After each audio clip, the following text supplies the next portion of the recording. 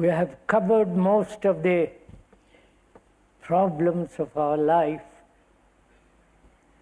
the complicated existence. And we ought to also go into whether it is possible to end sorrow. I think we ought to talk it over together and go into it rather deeply and find out for ourselves what are the implications of sorrow, and whether sorrow and love can exist together.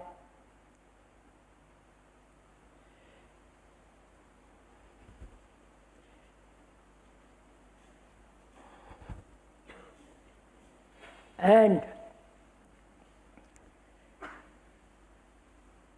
what is our relationship to the sorrow of mankind?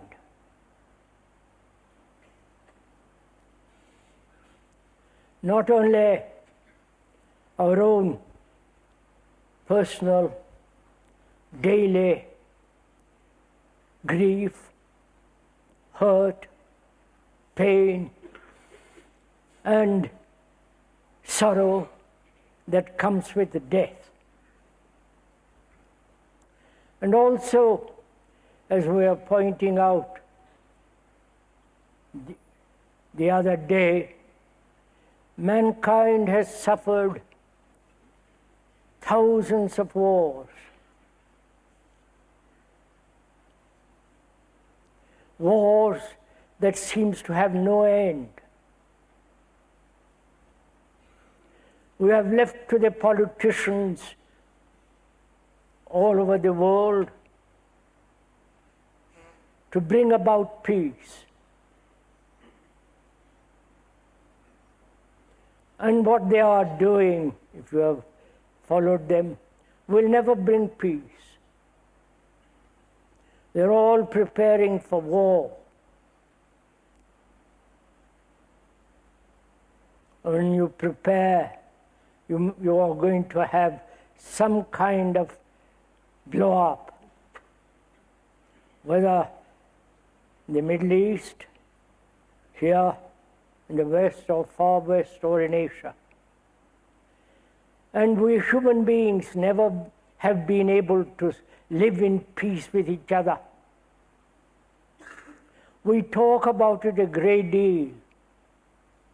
The religions have preached, talked about peace. Peace on earth and goodwill and so on. But apparently that has never been possible to have peace on earth, and the earth on which we live, which is our earth, and not the British earth and the English, French earth and so on. It's our earth. And apparently we have never been able to resolve the problem of killing each other. Probably we have violence in our heart.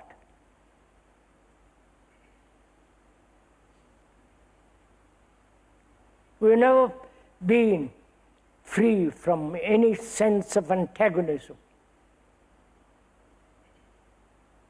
any sense of retaliation. Never free from our fears, sorrows, wounds, and the pain of daily existence. Except for the very, very, very rich and the people who have position, apparently all the rest of us can never have peace, comfort, always in travail. That's part of our life, part of our daily suffering. And this suffering, without love, man has tried in many, many ways to be free from it. He has suppressed it, escaped from it, identified himself with something greater, handed himself over to some idea, some ideals, beliefs and faith and so on. But apparently, this sorrow can never end. We have become accustomed to it. We put up with it. We tolerate it. We never ask ourselves seriously, with a great sense of awareness, whether it is possible to end sorrow.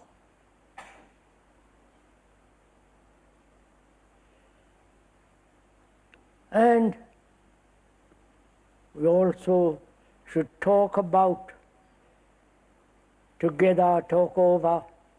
the whole immense implications of death. Because death is part of life.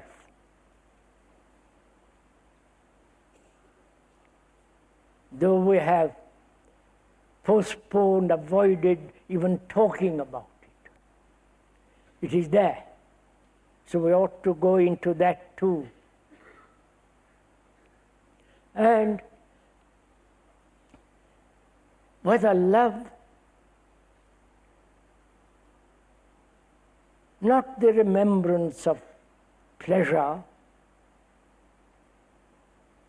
which has nothing to do with love and compassion, whether that love and compassion, with its own peculiar, all-comprehending intelligence, whether that love can exist in our life. These are the problems or questions which we are going to talk over together this morning.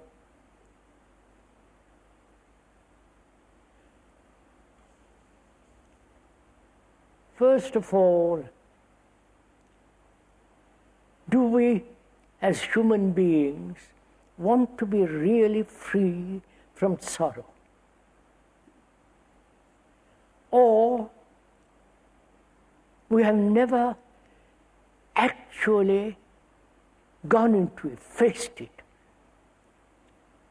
and understand all the movement of it. What are the implications involved in it? Why human beings who have so extraordinarily clever in their technological world, why sorrow has never been resolved? I think it is important to talk it over together, this question, and to find out for ourselves whether sorrow can really end.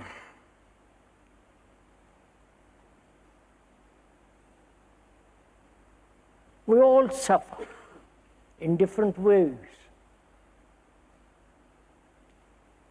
There is the sorrow of death of someone. There is the sorrow of great poverty, which the East knows very well. Great sorrow of ignorance. We use the word ignorance in the sense not of book knowledge, but the ignorance of not knowing totally oneself. the whole complex activity of the self. And if we don't understand that very deeply, there is the sorrow of that ignorance. And there is the sorrow of never being able to realize something fundamentally deeply. Though we are very clever at achieving technological success and success in this world. And also, we have never been able to understand pain. Not only physical pain, but also the deep psychological pain.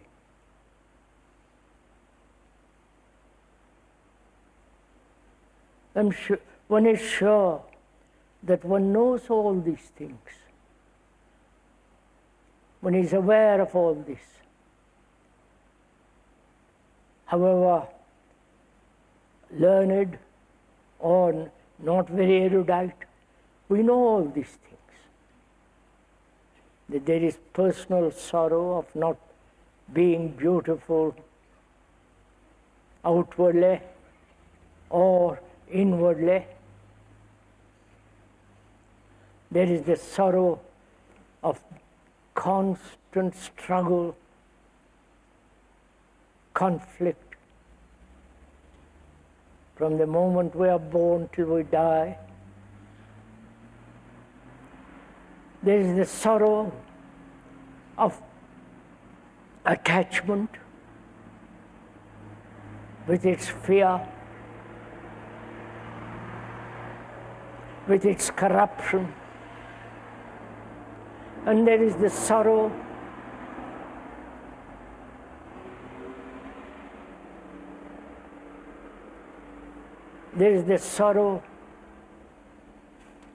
of not being loved,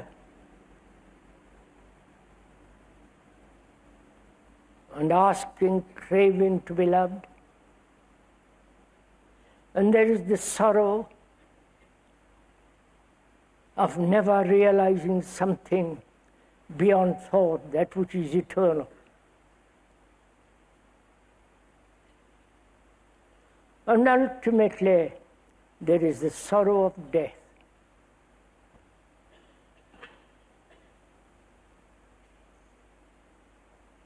Now, we have described various forms of sorrow.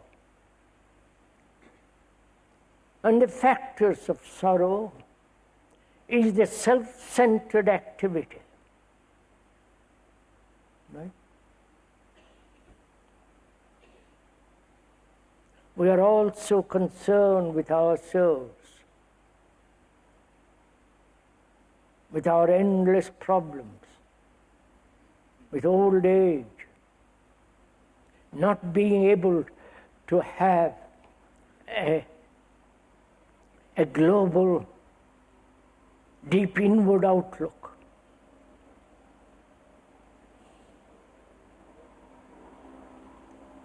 And together this morning, can we go into it, not verbally, intellectually, but actually realize the sorrow that one has had or that one is having, and the sorrow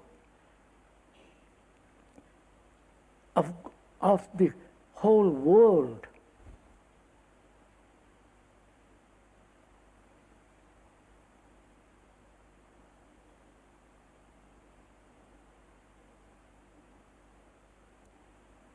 Physical pain, one can understand,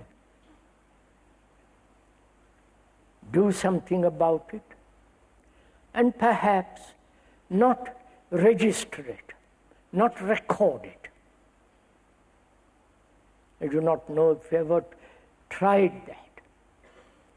You may have had pain last week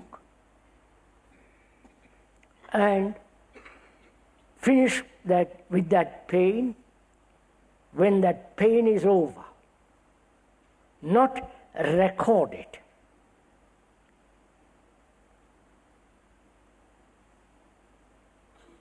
That is possible.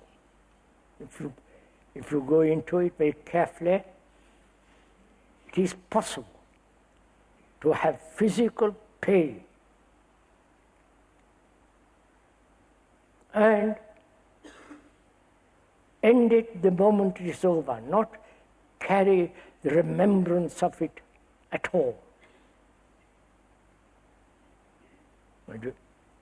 It is possible.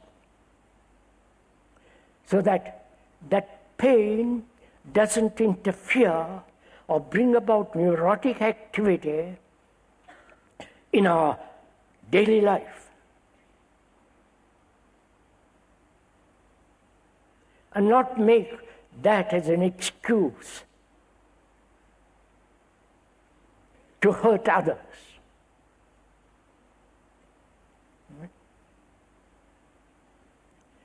And we bear psychological pain.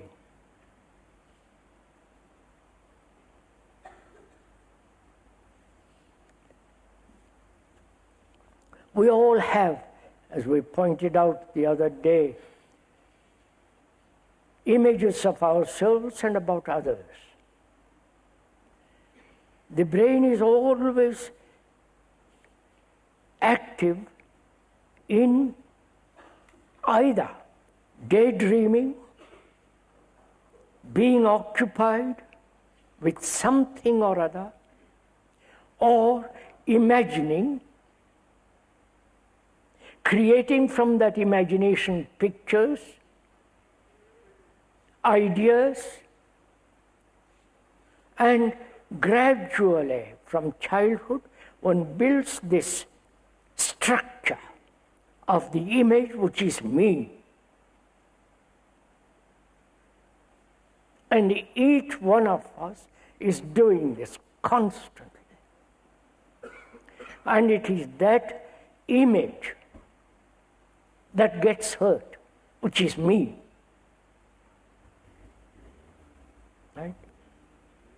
As we pointed out, when one is hurt, there is this resistance, which is building a wall around oneself and not to be hurt anymore, and therefore more fear and isolation and the feeling of having no relationship and encouraging loneliness, which brings about sorrow also. I hope we are together thinking, following this, and not merely listening to a series of words or ideas which will become rather boring. But if we actually see, aware that how this hurt, with all its consequences, is part of our life, and whether those wounds can ever disappear completely. Because if that doesn't disappear completely, it's part of our sorrow.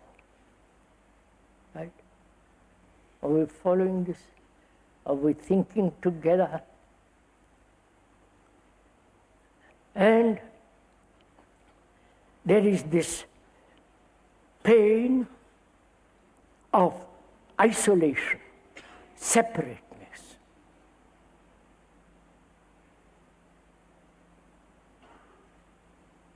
Not only as a race, as a community, as a nation,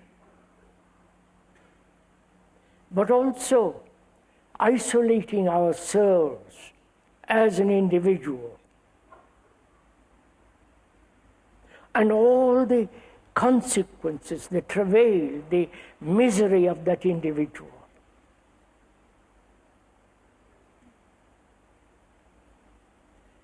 And our activity is always self-centered, which is one of the factors of isolation.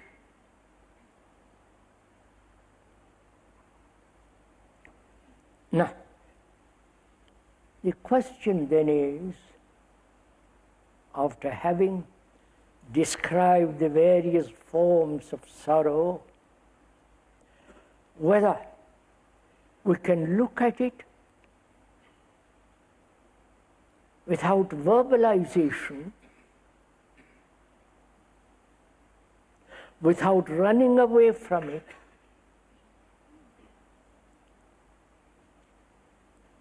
or by intellectual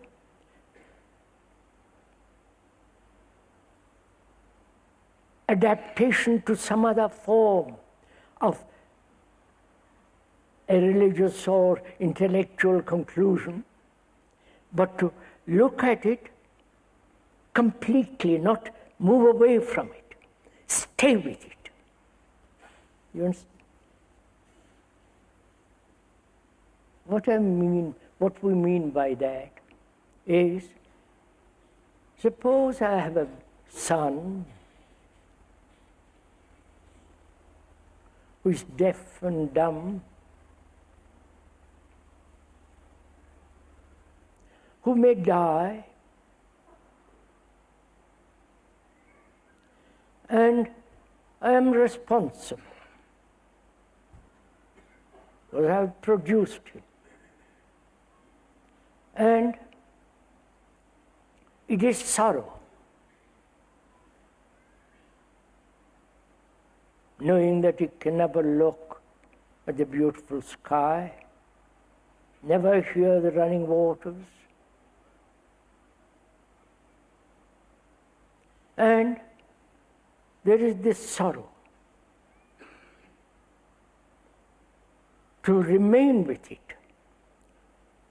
not move away from it. You understand? Are you following?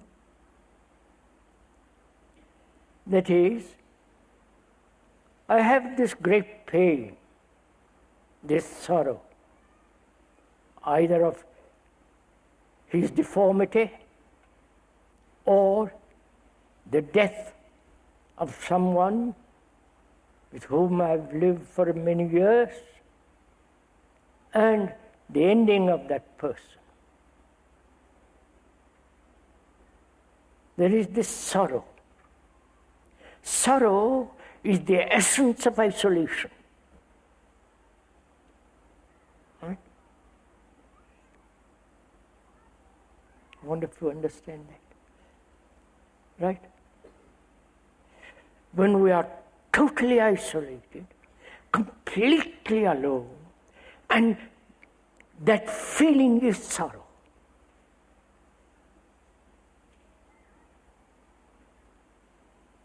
Now, to remain completely with that feeling, not verbalize it, rationalize it, escape from it, transcend it, all the movement that thought brings about. Are we meeting each other? So that when there is that sorrow, and when thought doesn't enter into it at all, which means that you are completely sorrow. Not that you are trying to overcome sorrow, you are totally sorrow.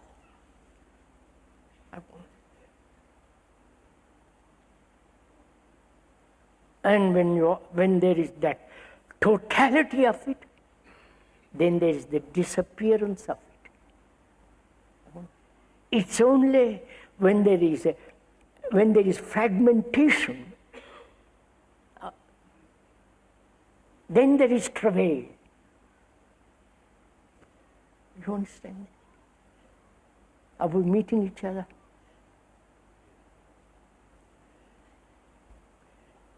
So when there is sorrow, to remain with it without a single movement of thought, and that the wholeness of it,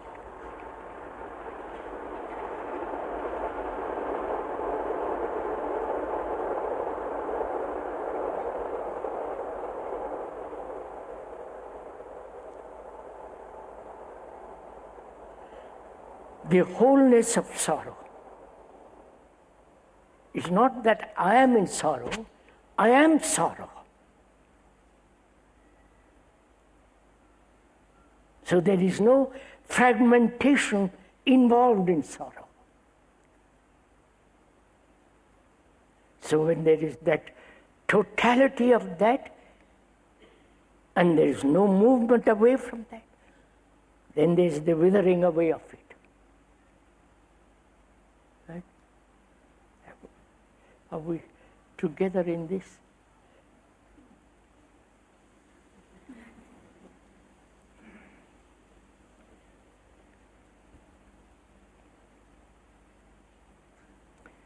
You see, without ending sorrow, how can there be love? We have associated sorrow and love strangely together. I love my son, and when he dies, I'm full of sorrow.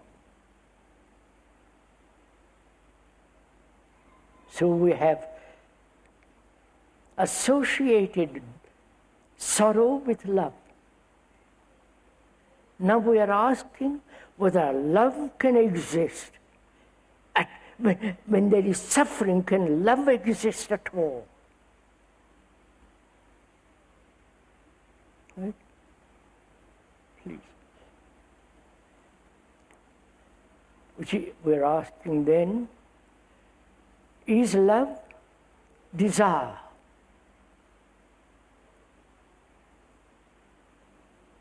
Is love pleasure? And when that desire, that pleasure is denied, there is suffering. And we say suffering as jealousy, attachment, possession and all that is part of love. That's our conditioning, that's how we are educated. That's a part of our great inheritance, tradition. Now we are asking, love and suffering cannot possibly go together.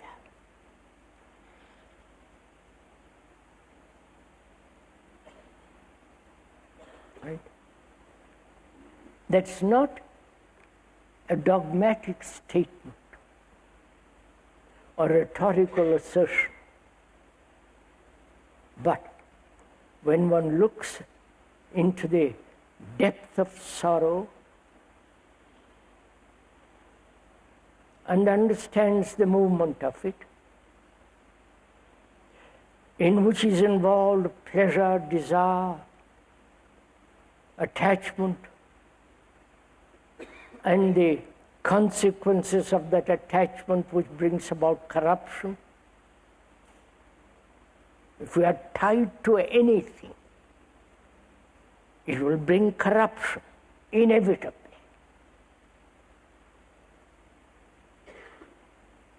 And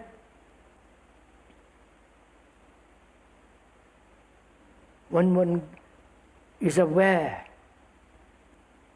without any choice, without any movement, aware of the whole nature of sorrow, then can love exist with sorrow? You understand? Or love is something entirely different.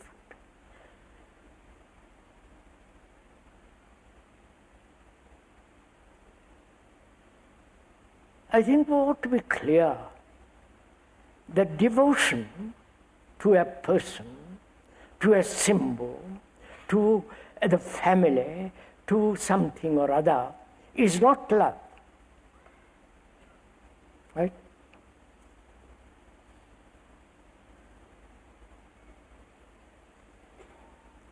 Please, is it? I'm devoted to you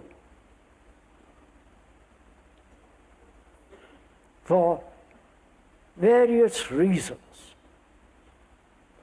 There is a motive behind that devotion. Love has no motive. Right? If there is a motive, it's not love, obviously. If you give me pleasure sexually, various forms of comfort, dependency,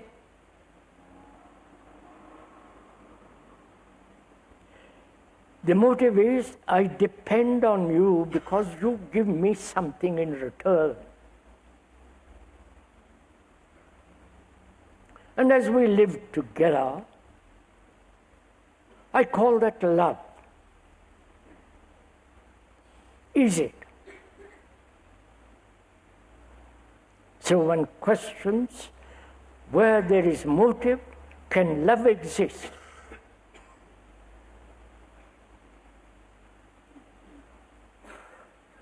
And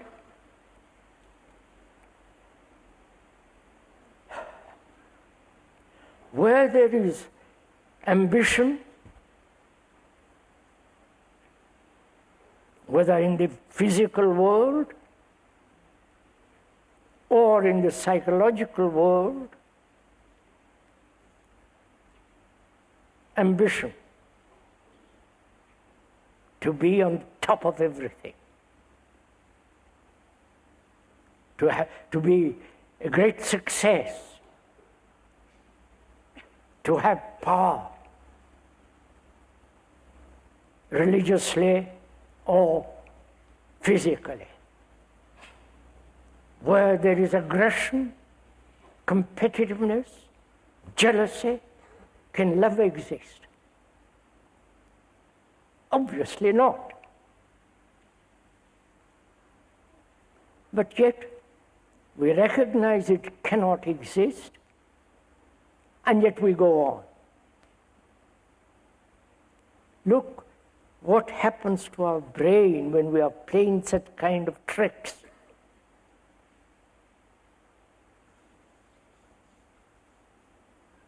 I say I love you.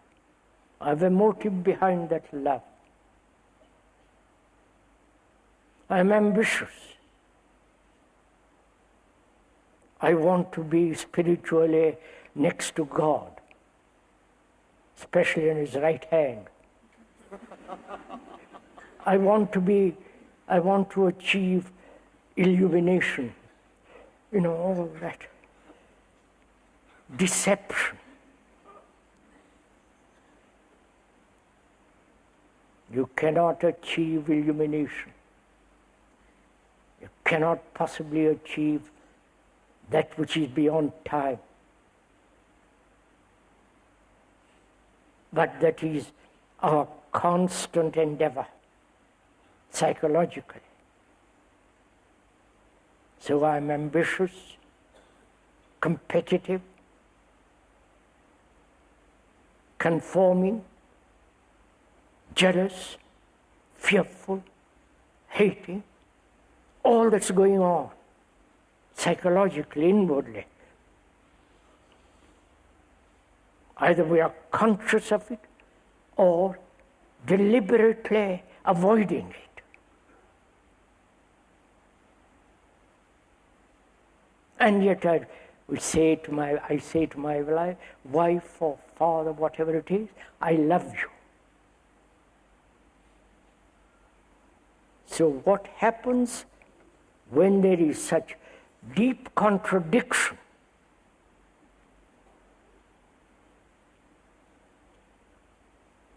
In my life, in my relationship,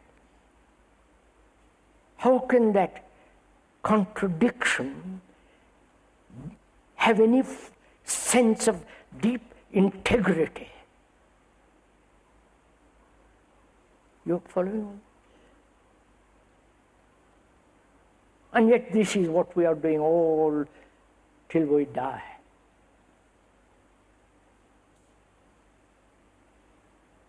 So can there be no ambition and yet live in this world? Go to the office, factory, being a shop steward, you may not know that word. In England, the ambition of a guru, do you understand? Can one live in this world without ambition, without competition?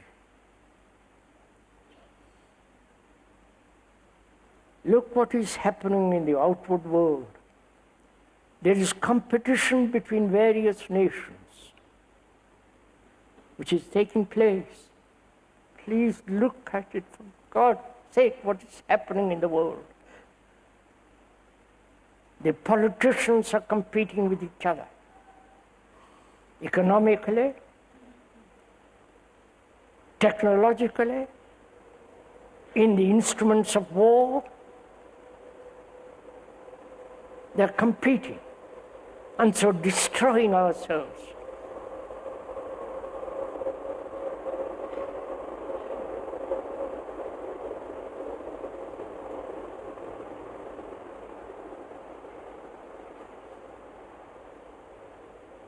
We allow this to go on because we are also inwardly competitive. And we realize the politicians are never going to solve a thing.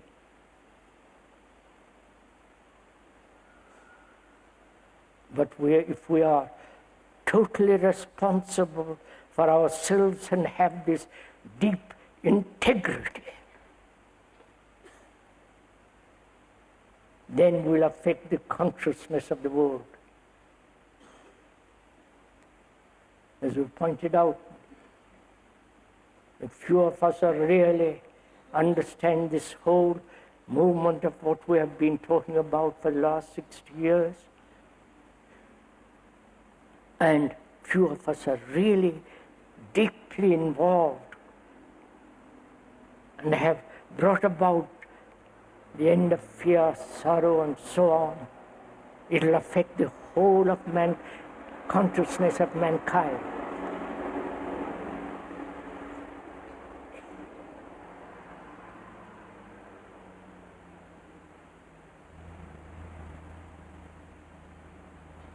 We are doubtful whether it will affect the consciousness of mankind.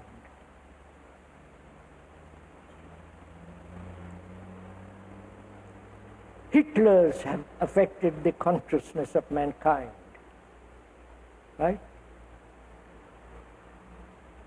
Napoleon, the Caesars,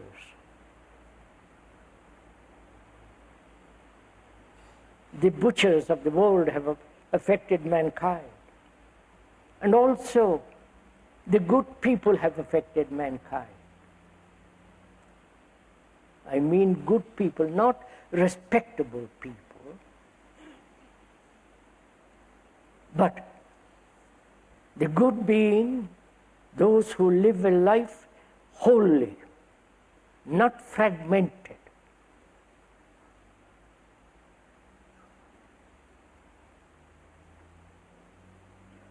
And the great teachers of the world have affected human consciousness. Individuals have affected human consciousness. But if there were a group of people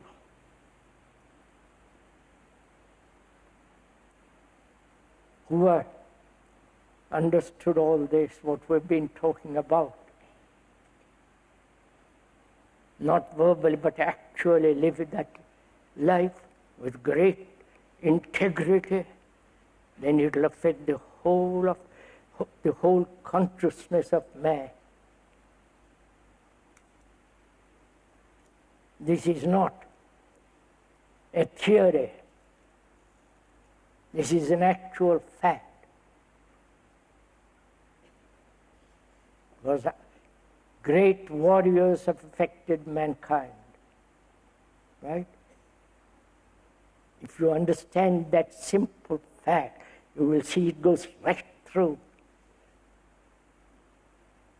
television, newspapers. Everything is affecting the consciousness of man. So,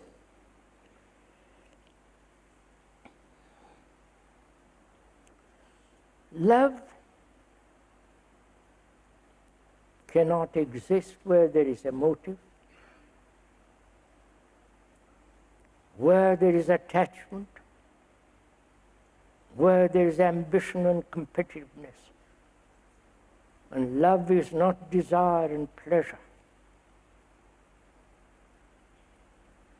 Just feel that, see it. And also, what is the relationship between human beings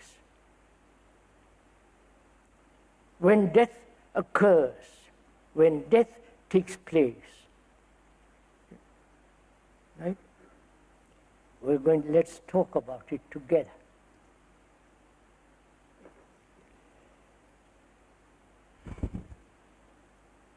Because we are going to all this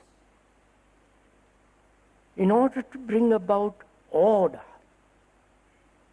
in our life. Right? Order in our house, which has no order, where there is so much disorder in our life. And without establishing deep an order that is whole, integral, meditation has no meaning whatsoever. See the logic of it. Right? Because if my house is not in order, I may sit in meditation, hoping through meditation I'll bring order. But what happens when I'm living in disorder and I meditate? I have fanciful dreams and illusions and all kinds of nonsensical results. But a sane man, intelligent, logical, must first establish order in daily life. Then we can go into the depth of meditation together. And the meaning of that meditation, the beauty of it, the greatness of the width of it, and so on. So, we have also to understand what death is.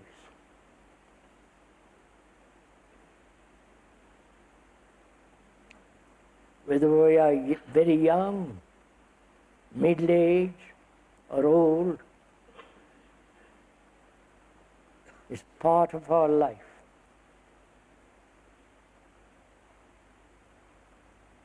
As love is part of our life, pain is part of our life, agony, suspicion, arrogance, that's part of our life. But we do not take death as part of our life. We want to postpone it, put it as far away from us as possible. To have a time interval, space between the living and the dying.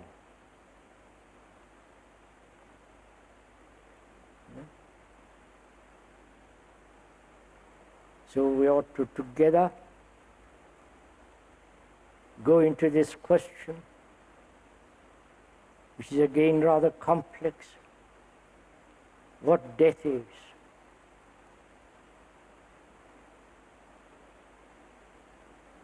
If you have observed, and I'm sure we have, all religions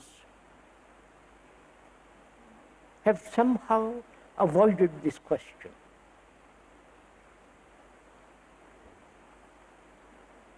Avoided it in the sense, in the Christian world it is, somebody suffers for you. And the Asiatic world,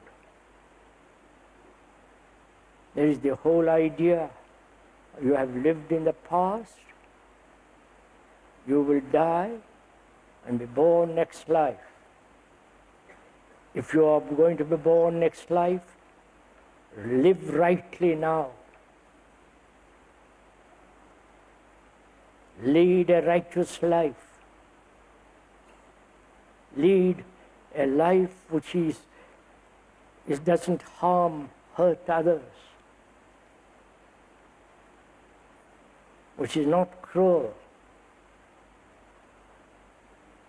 and so on. But those who believe in the afterlife, in the Asiatic world, don't care a pin about leading a righteous life. It's just a belief, like all beliefs that have no substance. So, putting all that aside, the Christian concept of death and suffering, and the Asiatic conclusion about reincarnation, karma, that which you sow you will pay, as part of that Asiatic concept. Putting those two aside, the Christian and the Asiatic concern or explanation or lack of confrontation with death, let us together go into it.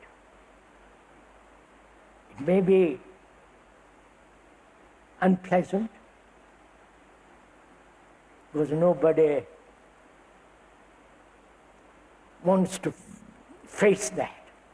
You're living now healthily, having pleasure, fear, anxiety. There is the tomorrow, hope, all that. And one doesn't want to be concerned with the other thing, which is the ending of all this. So if we are intelligent, sane, rational, we have to face not only the living, the implications of the living, and the implications of dying. We must know both. That is the wholeness of life, in which there is no division.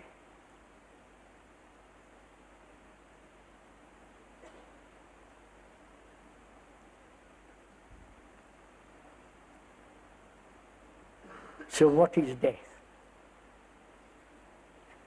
Apart from the physical ending, biological usage of an organism that has lived wrongly, drinks, drugs, overindulgence, asceticism, denial, this constant battle between the opposites, not a balanced, harmonious living, but extremes. And so The body goes through great struggle, imposed by thought. I don't know if you realize it. Thought dictates, and the body is controlled by thought. And thought being limited, as we went into it, so everything it does brings about disharmony. And we live in disharmony physically. Forcing it, controlling it, subjugating it, driving it. This is what we're all doing. Fasting, North Ireland, for political or religious reasons. It's the same thing. Violence. Body can endure for many years, old age, not get senile.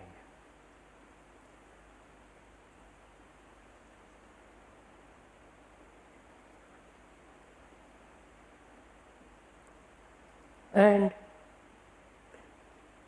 as body will inevitably come to an end, the organism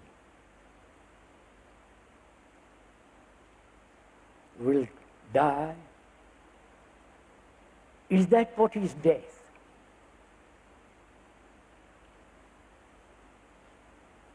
Is the organism coming to an end either through some disease, old age, accidents? It will come to an end. And is that what we are concerned about, death?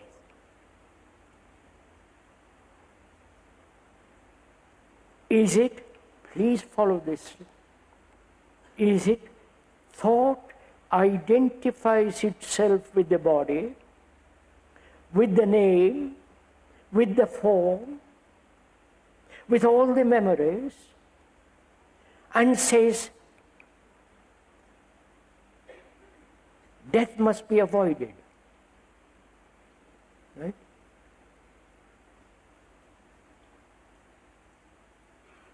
So is that what we are afraid of?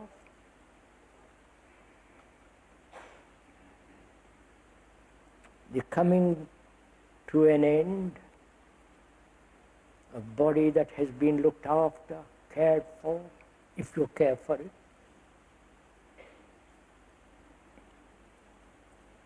Coming to dies. I don't think we are afraid of that, especially. We are a little bit slightly anxious about it, but that is not the great importance. But what is far more important for us is to end the relationships that we have had, the pleasures that we have had, the memories, pleasant and unpleasant, the thing that we call living, right? The daily living, going to the office, factory, doing some skillful job, having a family, being attached to the family, with all the memories of that family, my son, my daughter, my wife, my husband, that unit, which is fast disappearing. But there is that feeling of being related to somebody. Though that in that relationship there is great pain, anxiety and all the rest of it, it's there. I am at home with somebody. or you're not at home with anybody. If you are not at home with anybody, then that has its own sorrow.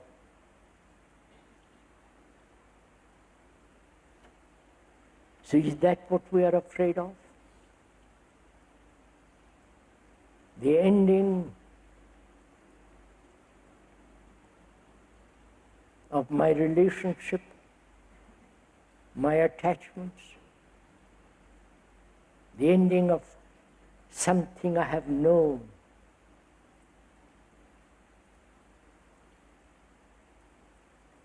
something to which I have clung,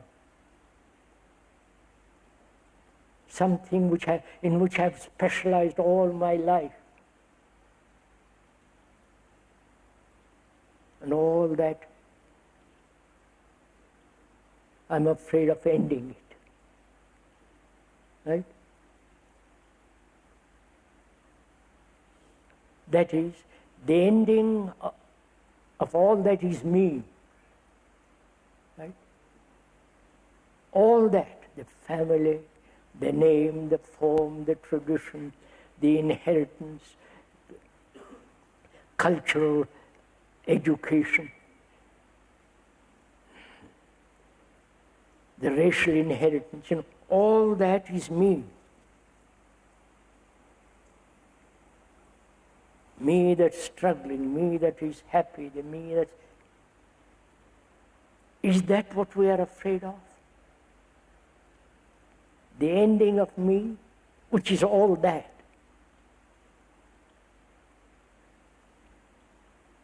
Which is the ending psychologically of the life which I am leading.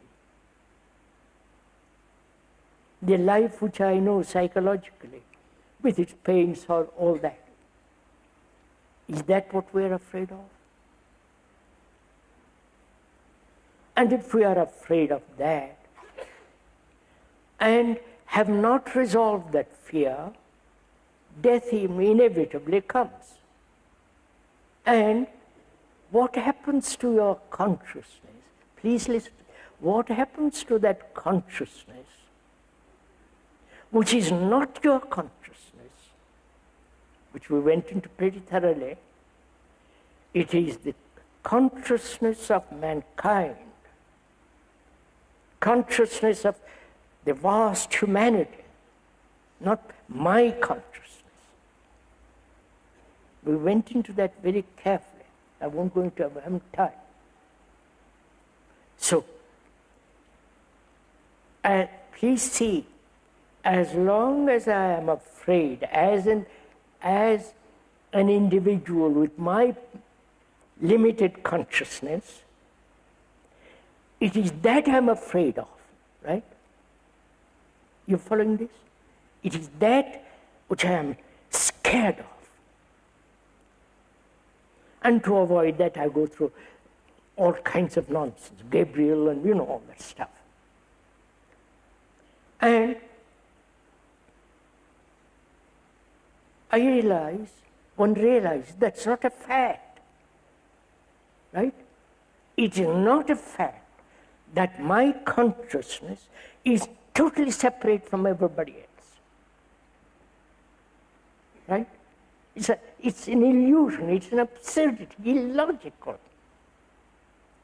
It's unsanitary, unhealthy. It is so. Follow this carefully. I realize this, perhaps in my heart, in my feeling, I realize that I am the whole of mankind, not an individual consciousness that's too silly, illogical, it has no meaning. And I, who have lived this kind of life which is pain, which is sorrow, which is anxiety, all that, if my brain has not transformed some of all that, my life is only adding further confusion to the wholeness. You understand? I wonder if you understand this. But if I, living, realize that I am not, my consciousness is consciousness of mankind, and for the human consciousness I am totally responsible. Then freedom from the limitation of that consciousness becomes extraordinarily important. Right? Because then I am contributing, or I am breaking down the limitation of that consciousness. So death has a totally different meaning. You understand? You're following what? Are we meeting each other, or is it just?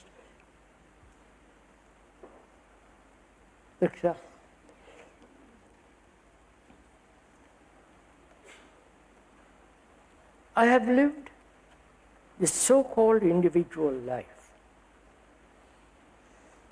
concerned about myself, my problems, and those problems never end. They are increasing. I live that kind of life. I've been brought up, educated, conditioned to that kind of life. You come along and tell me, pleasantly as a friend, or you like me, or you love me, you tell me, look, your consciousness is not yours.